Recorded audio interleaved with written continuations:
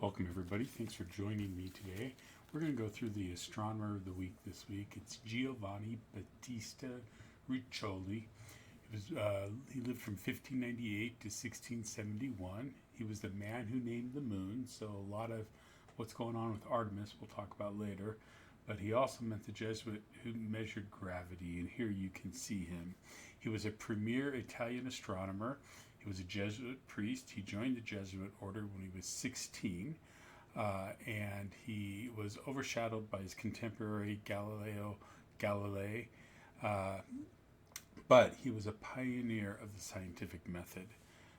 His work provided the first precise measurements of Earth's gravity and established the system of lunar nomenclature that is still used by NASA and astronomers today. He was born April 17, 1598 in Ferrara, Italy. He became a Jesuit, like I said, at the age of 16, and he was trained mainly at the College of Parma, and he studied humanities, he studied philosophy, and of course theology. And initially, after he graduated, he taught theology. He did study with Giuseppe Bicane. He was a Jesuit who encouraged the use of the telescope to study new astronomical phenomenon like sunspots. He was ordained, and like I said, and he taught theology initially, but because of his passion and love for the stars, his superiors assigned him to astronomical and physical research. He spent most of his career at the College of St. Lucia in Bologna, where he built a world-class observatory. In 1651, he published a 1,500-page encyclopedic work called the Almagestum Novum, the New Almagest. It was basically a summary of all the astronomical knowledge at the time, and it was used by many astronomers in his day and in the century after him. He measured gravity using a precise experiment determining the acceleration of fallen bodies. He used, as you can see here, the Torre degli Asini in Bologna. It was a tower that's basically almost over 100 meters in height. And he's kind of very creative. He used his fellow Jesuits to chant in time with a pendulum to create an audible stopwatch to mark fractions of a second to measure the timing of the fall of objects that he sent down. His experiments confirmed Galileo's odd number rule, and he went beyond just Galileo's findings, and because he found out that objects of different weight and densities did not fall at exactly the same rate due to air resistance. So his studies were some of the first to actually begin to measure air drag. He presented 77 arguments against the Copernican system, and for this he was viewed as being anti-science for a while by some, but really he was going along with the major thoughts of his day at that time. He argued that the Coriolis effect, if Earth rotated, a ball dropped from a tower should be deflected, and even though he argued for that, it could not be measured in his day. They didn't have the precise enough instruments to make those measurements.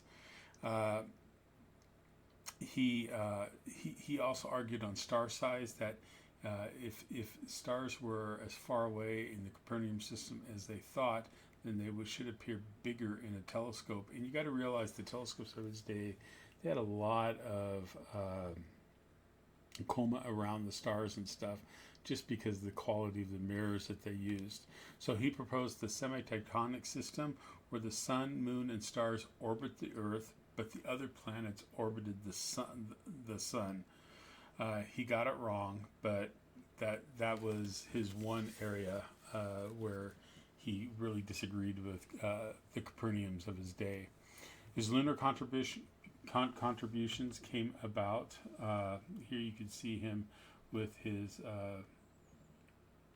encyclopedia there.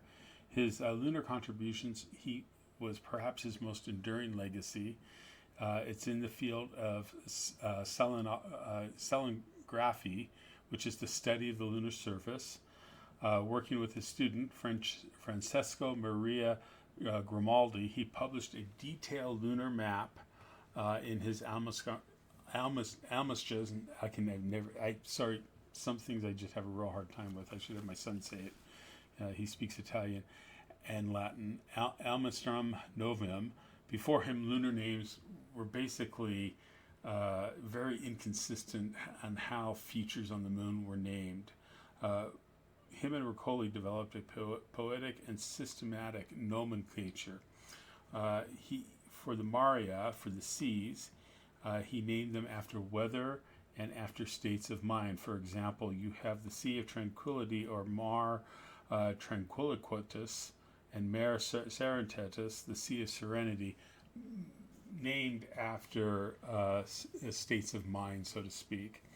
His craters, he named craters after famous astronomers of his day, and even ones that he disagreed with, for example, like Copernicus, Kepler, Galileo.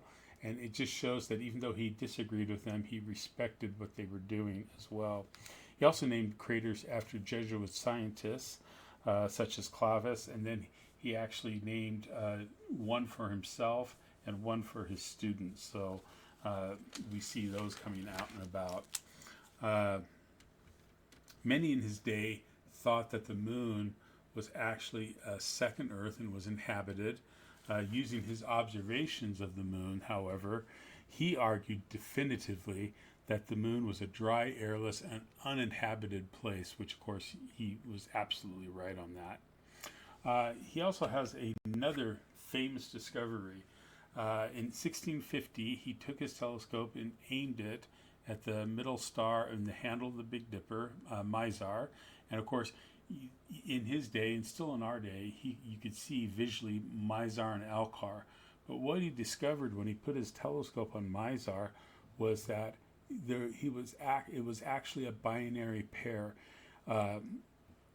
and it was the first telescopic discovery of a binary pair of two stars, together like that visually. And it was basically, we can consider that the first telescopic discovery of a double star. So he kind of, Riccioli, he kind of started the double star phenomenon of observing them.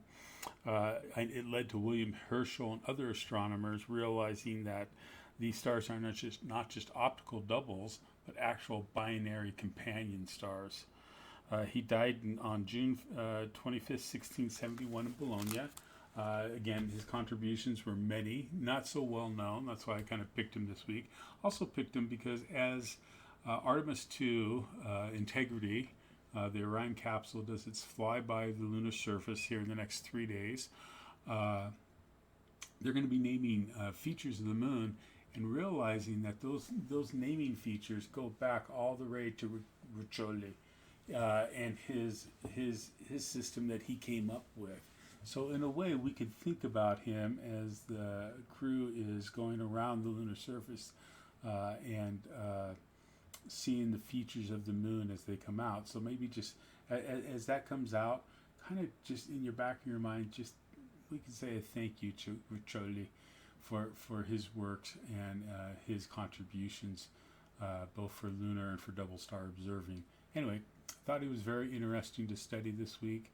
You can see the full write-up I have on him over at Eadsy Astronomy. I invite you to go there. Thanks for joining me. We'll catch you next time.